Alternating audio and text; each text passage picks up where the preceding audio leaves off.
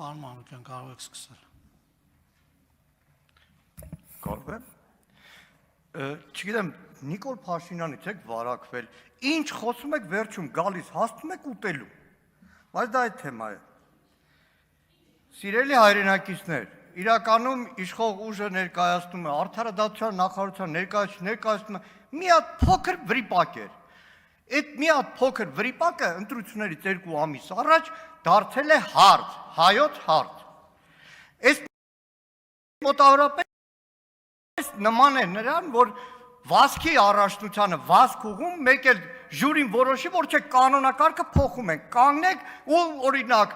ճաղատները չեն կարող վազել, մենակ կարող են մազդունեցողները վազել։ Սիրելի հայրենակիցներ, ընտրություններից 2 ամիս առաջ իշխող ուժը վրիպակ անվան տակ փոխում է խաղի կանոնները եւ այս տրամաբանությամբ հանգիստ կարող են փոխել առաջինից երկրորդ ընթերցման օրինակ առաջարկում են փոխել, որ ընտրություններին թեկնածու չեն կարող լինել մարդիկ, որոնք կրում են գեղամանուն օրինակ։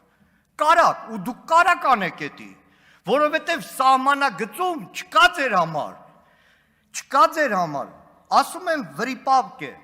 Արդարադատության նախարարությունը այդ նախագծերը վերջում տեսել է, հաստատվել է, ուղարկել է նախագահային վավերացման, բա ինչի այդքան մարդ պարգևաճառ տանում լավ աշխատանքի համար, եթե տենց վրիպակ է թույլ տալիս։ Վրիպակ չի, ասեմ ձեզ, 6 օր առաջ Դանիել Հովհաննիսյան, դիտորդական կազմակերպության ղեկավար է, գրել է, իսկ դուք գիտեք, որ նախքան 25 թվական ընտրական օրենսգիրքը արգելում էր, որ կուսակցությունների դաշինքները պարունակեն անձնանուններ, սակայն 24 թվականի դեկտեմբերին ԿԸ-ի առաջարկությամբ առանց քաղաքահասարակության հետ խորհրդակցելու այդ արգելքը համում է։ Մեկ էլ եթե ԿԸ-ը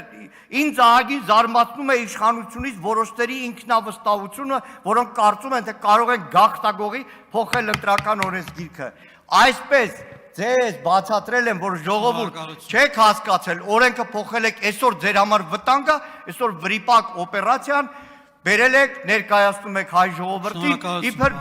բարելավման համար։